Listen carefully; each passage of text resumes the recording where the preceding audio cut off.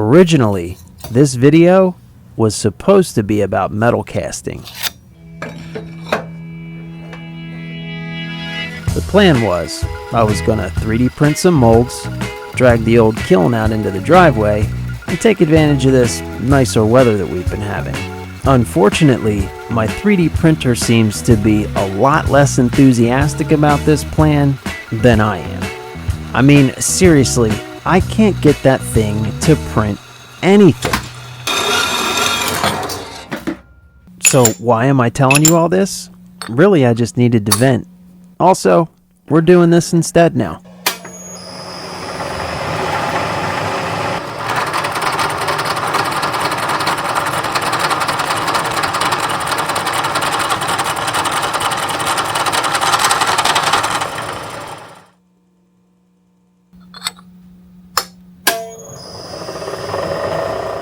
The first thing I gotta do is, of course, get it all squared up and then rough down to major dimensions. I'm using a fly cutter for these two big surfaces on either opposing side because, of course, I want to get the best surface finish possible, but also down the line, I plan on working one of these sides into hopefully something really nice, almost mirror-like, and theoretically, the fly cutter will give me a really good starting point for that.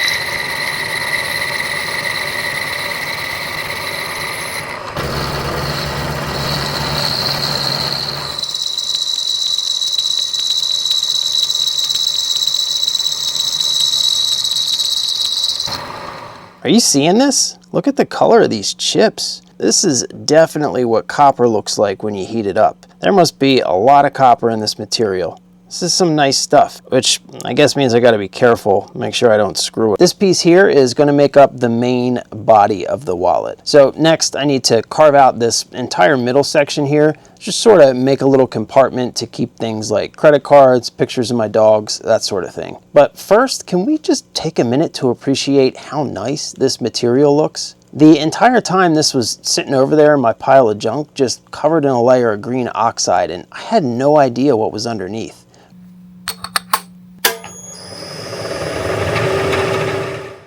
Alright, so carving out this pocket should be, I don't want to use the word easy, but it's all relatively straightforward milling. The important thing for an operation like this really is to just make sure that you plan out your movements ahead of time.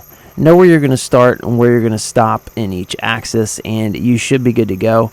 The other thing that I did here was I did choose an end mill that is going to leave me with a corner radius that matches the corner radius on a credit card.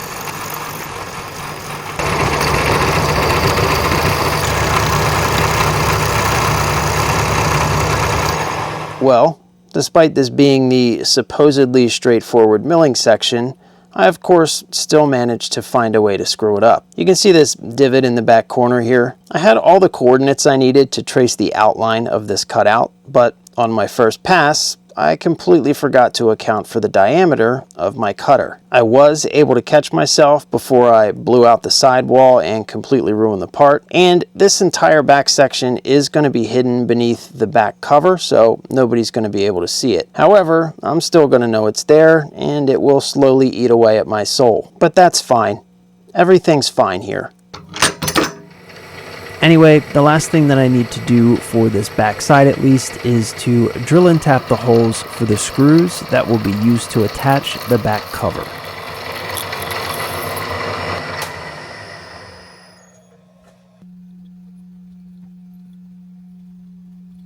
Well, alright, I somehow managed to do that without breaking a tap, which is kinda shocking. And the screws seem to be threading in quite nicely. This is all very encouraging, which means we can set this piece off to the side for now at least. There's still more to be done, but we can set it off to the side for a little while. And let's talk about the back cover. For the back cover, I would like to use this piece of stainless steel sheet. It's that stuff that they use for laser cutting. However, there are two main obstacles to pulling this off successfully. The first is, of course, that it's going to need 4 clearance holes to line up with the screw holes that'll be used to attach it to the front cover. A pretty typical machining task, I know, but it's always a little bit tricky, and in this particular instance, we don't have a lot of wiggle room, so I got to get this right, and it's got to be super, super close. And the second obstacle is that this piece of steel is only about 30 thousandths of an inch thick. I have never actually machined anything this thin before. I do know that it can be pretty tricky, so we're going to have to get kind of creative to get this part made. With that said, the plan for this part is relatively simple, but also, I hope, just clever enough to get the job done. First of all, of course, I'm going to start off by freeing a piece of this stainless steel that's big enough for the part, but is also oversized enough to give me plenty of room to work with. Next, I have this piece of aluminum, which I'm just going to deck off, and this is going to be used as the fixture plate. Step one for that is to get the oversized piece of stainless steel tied down to the fixture plate. I'm just going to put screws in each corner for that. With that done, I now have all the room in the world to lay out the entire part using the DRO. I can choose an arbitrary 0 point here and then start by laying out my hole pattern. Once the hole pattern is down in the material, I can once again use them to further secure the part of this material that's going to become the backplate. At this point, I'm now free to cut out the profile of my backplate using the existing hole pattern as my reference. And the best part is, I don't have to worry about it going anywhere because everything is secured to the fixture plate.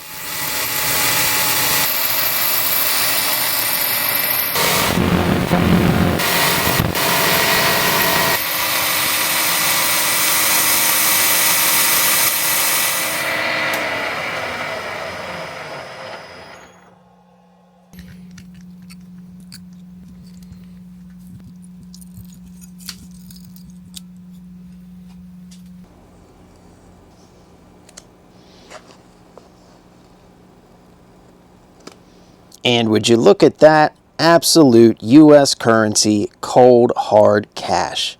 I hate to use the word perfect, but you're certainly not going to get much closer than that, that's for sure. I was legitimately concerned about this section. Not only did I need to get the holes to line up, but for the wallet to look nice, I really needed the profile of the back plate to line up really, really flush with the profile of the front wallet section.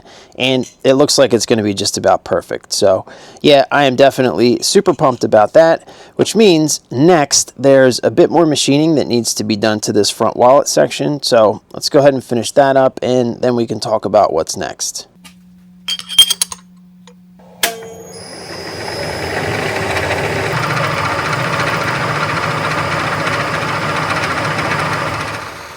So there are a couple of things that still need to be done to this, I guess, main body of the wallet.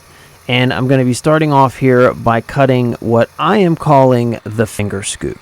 This is just a cutout in the front of the wallet, big enough so that you can get your finger in there and, you know, actually get stuff in and out of the wallet.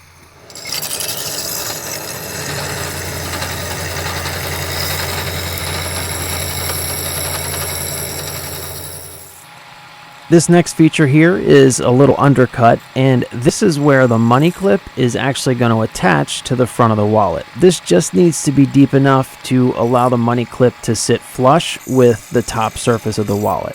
I'm going to be using that same stainless steel to create the money clip, so I'm cutting this right around 30 thousandths of an inch deep.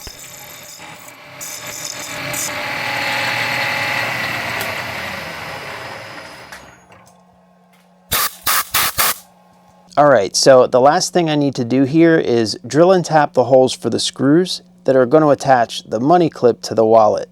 I've already cut a piece of that same stainless steel that I'm going to use to make the money clip.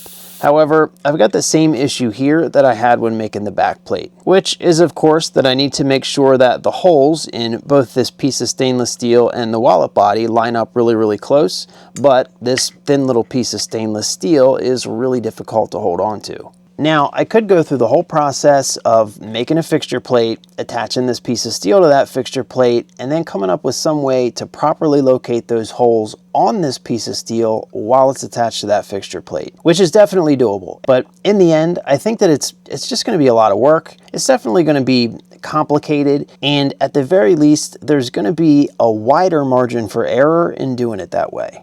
So instead, I think I'm going to do this the sketchiest way possible, and just hold this in place while I drill the holes for both parts at the same time.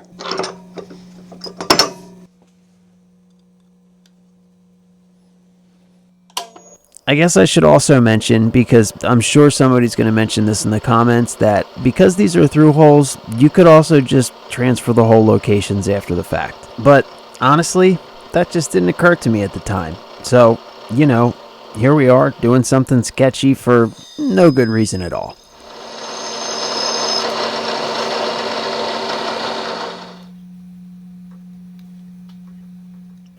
And with that done, all the machining is pretty much wrapped up at this point, so now I can put on the finishing touches, just go through and deburr all the edges, soften up the corners, and make sure that it looks and feels good in the hand.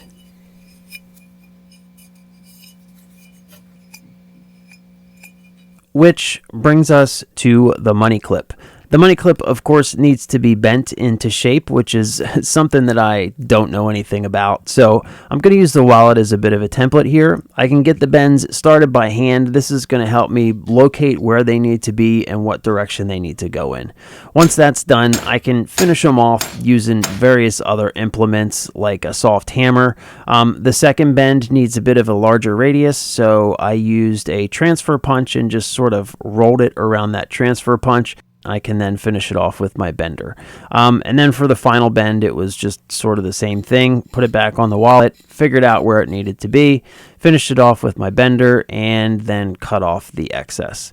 Honestly, this part was kind of difficult. I did end up remaking this piece a couple of times, but eventually I got through it and got something that's at least usable, if not perfect.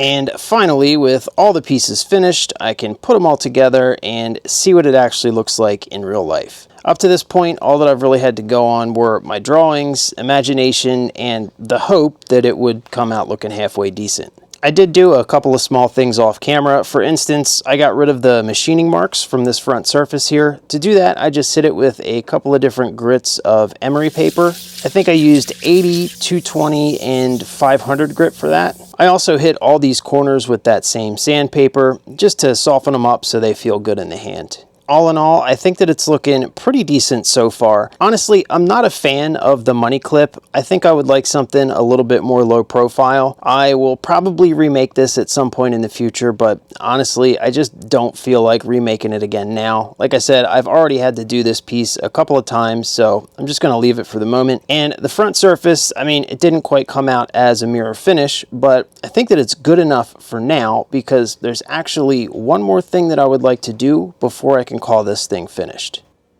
I mean, really, you didn't think that I was going to go through all that and then just, what, not shoot it with lasers, did you?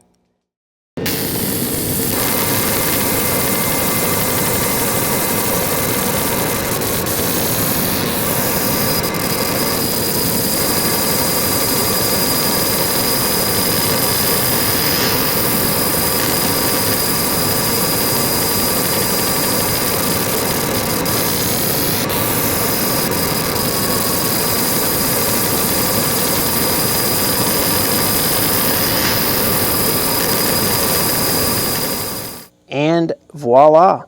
You know, I gotta admit, this thing came out pretty freaking sweet. I mean, just look at that engraving. That's even more awesome than I was expecting. And this isn't just a picture, by the way. This is actually like 3D relieved into the surface of the wallet. So you can feel that dragon head popping up out of that bronze. The horns, the scales, I mean, that is just super, super cool. All right, so I got a couple of cards here just to give it a little test run. Subway, just in case you get hungry. Can't forget the Harbor Freight Inside Track Club, because who doesn't love Harbor Freight? And I even got a couple of business cards here, just in case somebody asks, where'd you get that sweet wallet? You can give them a business card and tell them that you made it. And I think, to be expected, it works really, really well. Those cards are definitely not going anywhere. They're easy to get in and out with just a single finger for access. And there's even quite a bit of room left for more cards, cash, or, whatever you might need to put in there. So yeah, I'm really happy with how this thing came out. I think it's actually pretty cool. And I guess that about wraps it up for this one. As usual, if you are interested in making one of these for yourself, the plans for this project will be available on my Patreon. The links for that are in the description down below. If you have made it this far into the video, thank you so much for watching, and I will see you in the next one very, very soon.